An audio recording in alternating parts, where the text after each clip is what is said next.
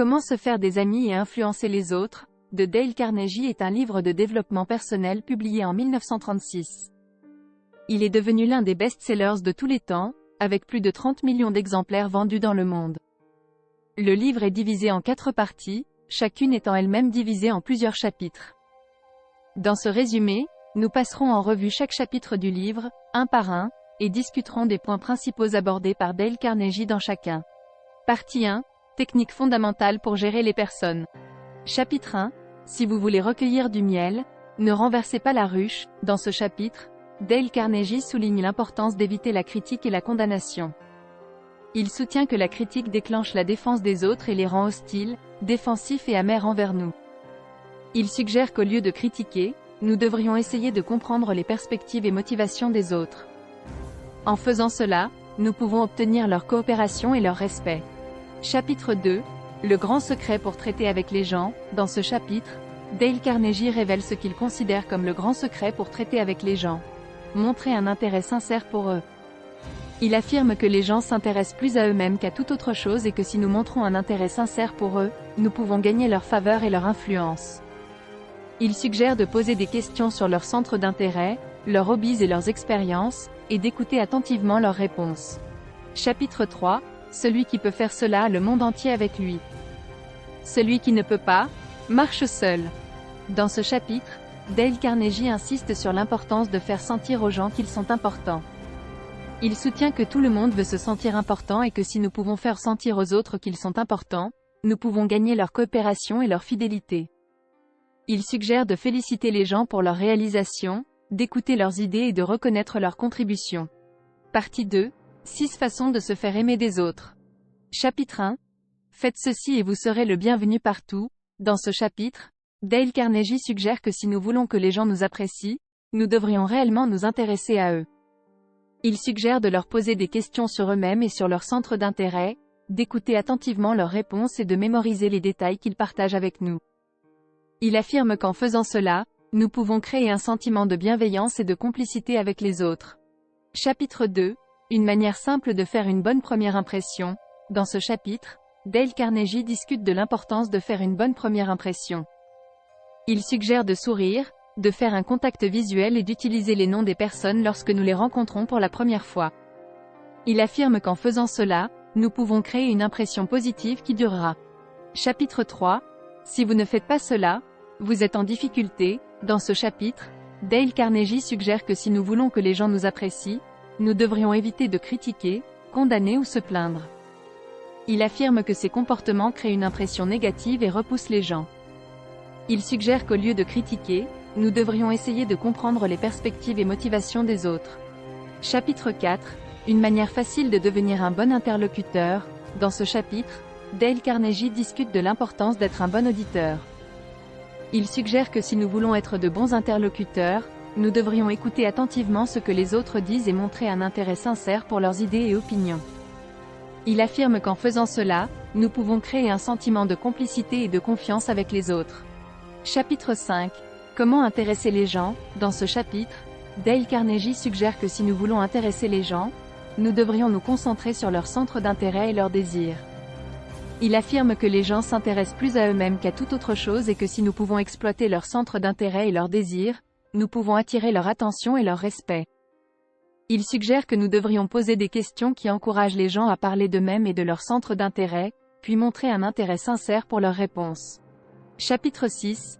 Comment faire en sorte que les gens vous aiment instantanément. Dans ce chapitre, Dale Carnegie suggère que si nous voulons que les gens nous aiment instantanément, nous devrions utiliser le pouvoir de l'appréciation sincère. Il affirme que tout le monde veut se sentir apprécié et qu'en exprimant sincèrement notre appréciation pour les réalisations, efforts ou qualités de quelqu'un, nous pouvons créer un sentiment de bienveillance et de complicité avec lui. Partie 3. Comment amener les gens à penser comme vous. Chapitre 1. Vous ne pouvez pas gagner une argumentation. Dans ce chapitre, Dale Carnegie soutient que les arguments sont souvent contre-productifs et qu'ils changent rarement l'opinion des gens. Il suggère qu'au lieu de se disputer, nous devrions essayer de comprendre les perspectives et motivations des autres.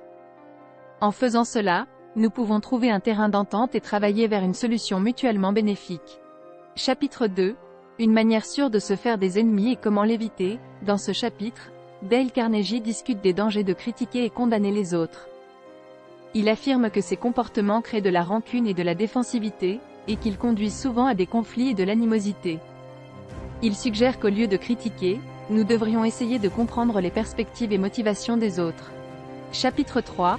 Si vous avez tort, avouez-le. Dans ce chapitre, Dale Carnegie insiste sur l'importance d'admettre nos erreurs et de prendre la responsabilité de nos actions. Il affirme qu'admettre nos erreurs peut nous aider à gagner en crédibilité et en respect, et que cela peut également désamorcer des situations tendues et favoriser la compréhension. Chapitre 4. Une goutte de miel. Dans ce chapitre, Dale Carnegie discute du pouvoir d'utiliser la diplomatie et la tactique dans nos interactions avec les autres. Il suggère qu'au lieu d'être confrontationnel ou agressif, nous devrions essayer de trouver un terrain d'entente et travailler vers une solution mutuellement bénéfique. Il affirme qu'en utilisant la diplomatie et la tactique, nous pouvons éviter les conflits et convaincre les gens de notre point de vue. Chapitre 5. Le secret de Socrate. Dans ce chapitre, Dale Carnegie discute du pouvoir d'utiliser des questions pour persuader les autres. Il suggère qu'au lieu de dire aux gens quoi faire, nous devrions leur poser des questions qui les encouragent à réfléchir par eux-mêmes. En faisant cela, nous pouvons les aider à arriver à leurs propres conclusions et à ressentir un sentiment de propriété sur leurs décisions. Chapitre 6. La soupape de sécurité pour gérer les plaintes. Dans ce chapitre, Dale Carnegie souligne l'importance d'écouter les plaintes et les griefs des autres. Il affirme qu'en écoutant attentivement et empathiquement, nous pouvons désamorcer leurs émotions négatives et les aider à se sentir compris. Il suggère qu'en faisant cela, nous pouvons transformer d'éventuels ennemis en amis et alliés. Partie 4. Soyez un leader. Comment changer les gens sans offenser ni susciter de ressentiment. Chapitre 1. Si vous devez trouver une faute, voici comment commencer. Dans ce chapitre, Dale Carnegie suggère que si nous devons critiquer les autres, nous devrions le faire de manière constructive et utile. Il affirme qu'au lieu d'attaquer le caractère ou les motivations des personnes, nous devrions nous concentrer sur des comportements spécifiques qui peuvent être modifiés. Il suggère également de fournir des commentaires constructifs et des suggestions d'amélioration. Chapitre 2. Comment critiquer et ne pas être détesté pour cela. Dans ce chapitre, Dale Carnegie discute de l'importance de critiquer de manière respectueuse et attentionnée.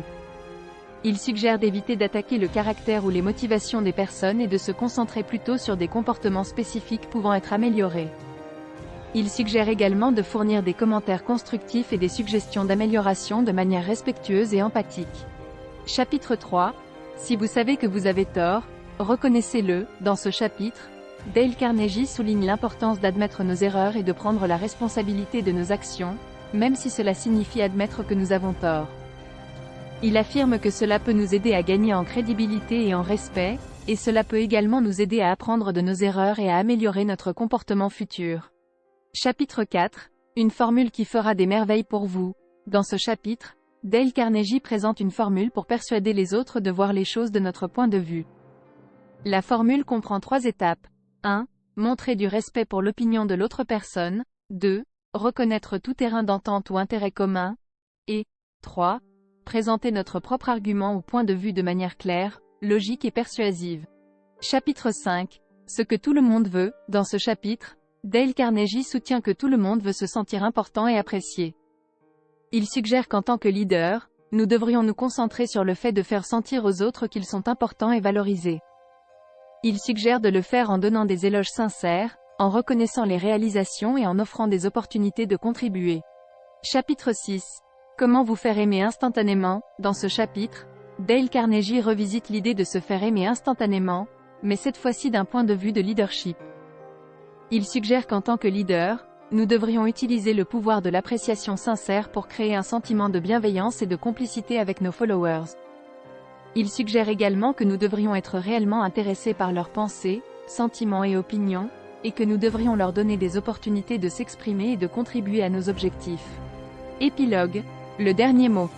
Dans l'épilogue, Dale Carnegie résume les principes clés du livre et souligne l'importance de les appliquer dans notre vie quotidienne. Il affirme qu'en suivant ces principes, nous pouvons devenir plus réussis, influents et épanouis dans nos relations personnelles et professionnelles. Il encourage également les lecteurs à continuer d'apprendre et de mettre en pratique ces compétences, et à les partager avec d'autres pour créer un monde plus positif et coopératif.